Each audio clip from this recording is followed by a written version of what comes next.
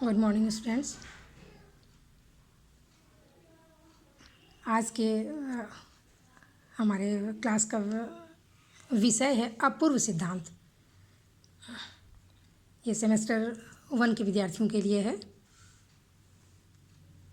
ये पेपर 4।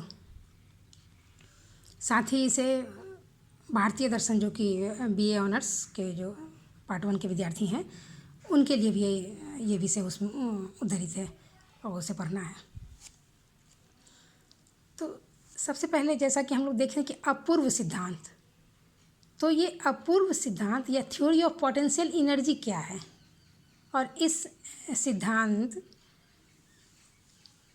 के द्वारा क्या समझाने की कोशिश की गई है। तो यह अपूर्व सिद्धांत जो वो मीमांसा दर्शन से संबंधित है।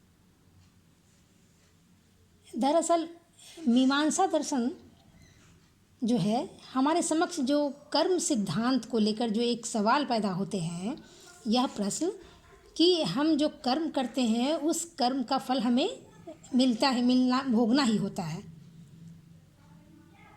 इस जन्म में ना अगले जन्म में, लेकिन हमें उस कर्म का फल भोगना ही होता है।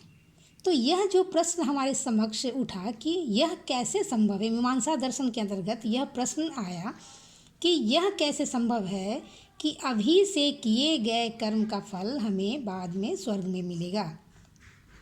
यानी कर्म का फल कर्म के पालन के बहुत बाद कैसे मिल सकता है।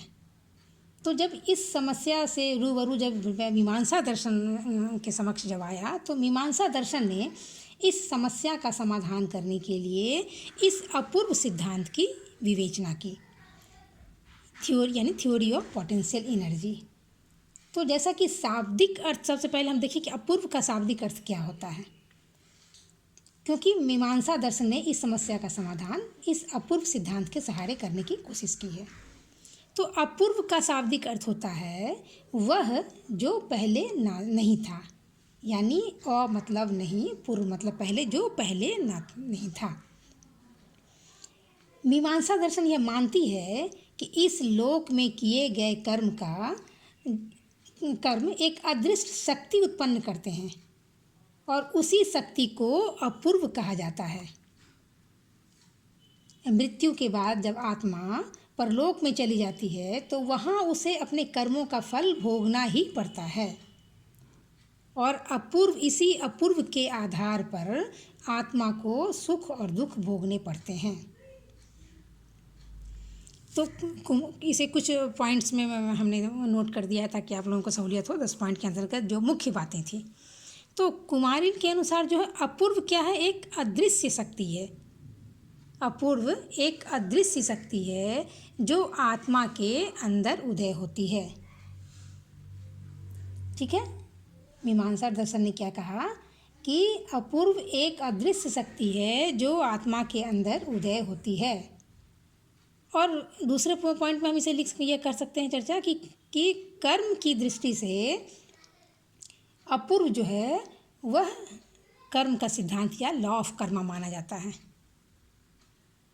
और मीमांसा का जो कर्म सिद्धांत है या ये जो अपूर्व सिद्धांत है वह गीता के निष्काम कर्म से भी मिलता जुलता है, क्योंकि जिस प्रकार गीता कहती है कि एक व्यक्ति को कर्म के लिए सदैव प्रयत्नशील रहना चाहिए, परंतु उसे कर्मों के फलों की चिंता नहीं करनी चाहिए। और इसके अलावा गीता यह कहता है कि कर्म करना ही तुम्हारा अधिकार है, फल की चिंता मत करो। तो इस मामले में मीमांसा और एक तरह से मीमांसा दर्शन गीता से मिलता जुलता सिद्धांत, ये दर्शन समझ में आता है, क्योंकि मीमांसा भी अपूर्व सिद्धांत के तहत यह बताने की चेष्टा करते हैं कि हमें अपने कर्म का फल भोगना होता है। और अपूर्व जो है वह एक अदृश्य शक्ति है जो आत्मा के अंदर उदय होती है और इसी अपूर्व शक्ति के, ये अदृश्य शक्ति के तहत हम आगे जाके उस कर्म को भोगते हैं। तो अपूर्व सिद्धांत के अनुसार प्रत्येक कारण में एक शक्ति निहित होती है जिससे कि फल निकलता है। जिस प्रकार एक बीज में जो एक शक्ति अंतर्निहित रहती है और उसी शक्ति के तहत बीज से एक बड़े वृक्ष का उदय होता है।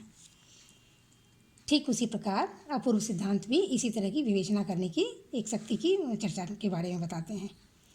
परंतु कुछ लोग यहाँ आपत्ति कर सकते हैं कि यदि बीज में वृक्ष उत्पन्न करने की शक्ति निहित है तो क्यों नहीं सर्वदा बीज से वृक्ष का आविर्भाव होता है। तो मीमांसा इस प्रश्न का जवाब देते हुए कहते हैं कि इसका कारण है बाधाओं का उपस्थित होना। जब कभी बाधाएं उपस्थित होती है जिसके कारण शक्ति का ह्रास हो जाता है। और उन्होंने बड़े ही अच्छे उदाहरण से यह समझाने की चेष्टा की है कि सूर्य में पृथ्वी को आलोकित करने की शक्ति है, परंतु यदि मेघ के द्वारा सूर्य को ढक लिया जाए तो क्या होता है, सूर्य पृथ्वी को आलोकित नहीं कर पाता है।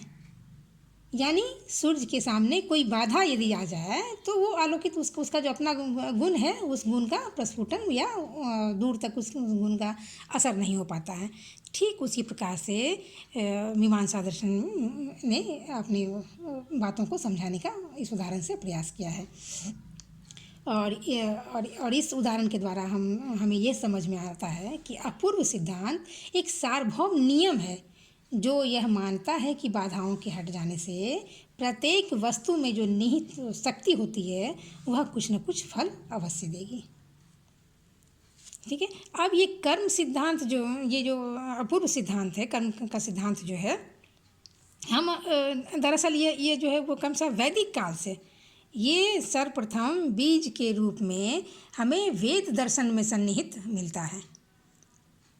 वैदिक काल के ऋषियों को नैतिक व्यवस्था के प्रति एक भावना थी, श्रद्धा की भावना थी, और वे इस नैतिक व्यवस्था को रीत के नाम से जानते थे।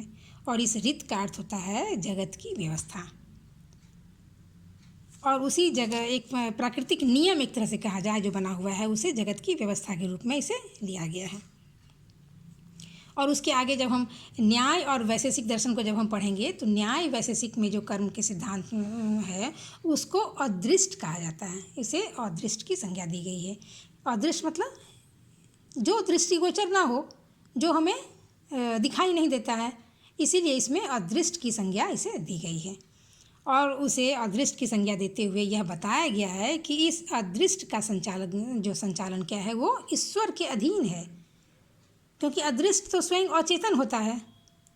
इसीलिए अचेतन होने के कारण वह स्वयं फल नहीं दे सकता है।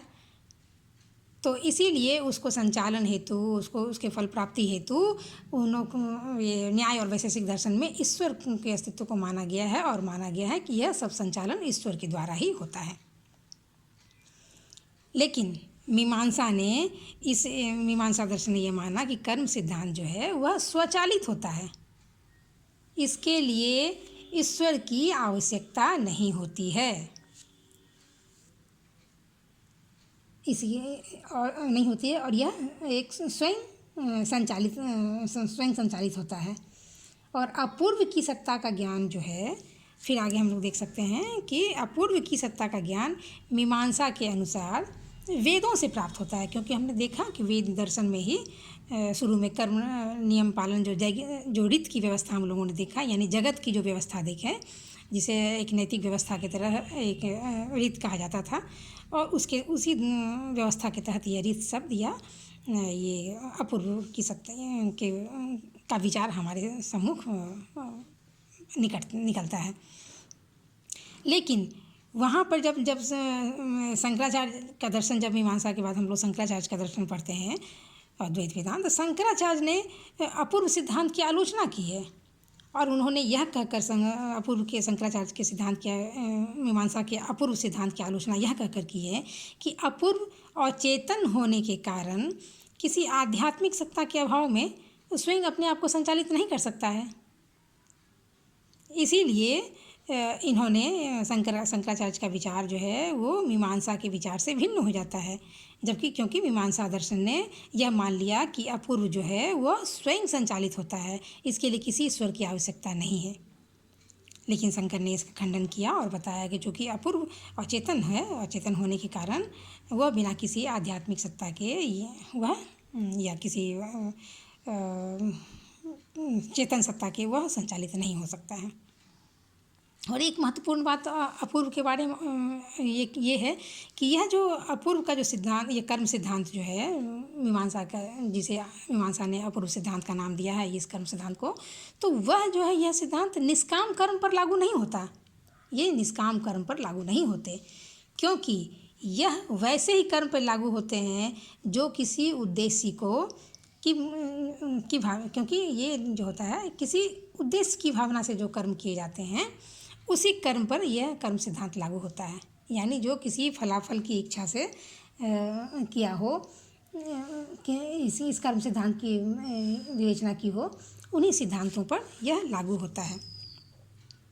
जैसे कोई राग द्वेष या किसी वासना के द्वारा जब संचालित होता है तो कर्म सिद्धांत उन्हीं सिद्धांतों पर लागू होता है, जबकि इसीलिए यह निष्काम कर्म वाले सिद्धांत वाला कर्म पे यह लागू नहीं होता है। यह निष्काम कर्म के जो है इस कर्म के सिद्धांत से स्वतंत्र होता है, क्योंकि निष्काम कर्म की तुलना एक उस भूजे हुए बीज से के समान बीज से की गई है जो बीज फल देने में असमर्थ रहता है। इसीलिए यह सिद्धांत निष्काम कर्म पर लागू नहीं होता है। तो ये हमारा आज का मीमांसा दर्शन के अनुसार अपूर्व सिद्धांत, जो कि कर्म सिद्धांत का जो नियम है उस पर आधारित है, और इस दर्शन में उसे ही अपूर्व का नाम दिया गया है। अपूर्व यानी जो पहले से नहीं था, और यह एक अदृश्य शक्ति के रूप में से माना गया है जो आत्मा के अंदर उदय होती है। धन्यवाद।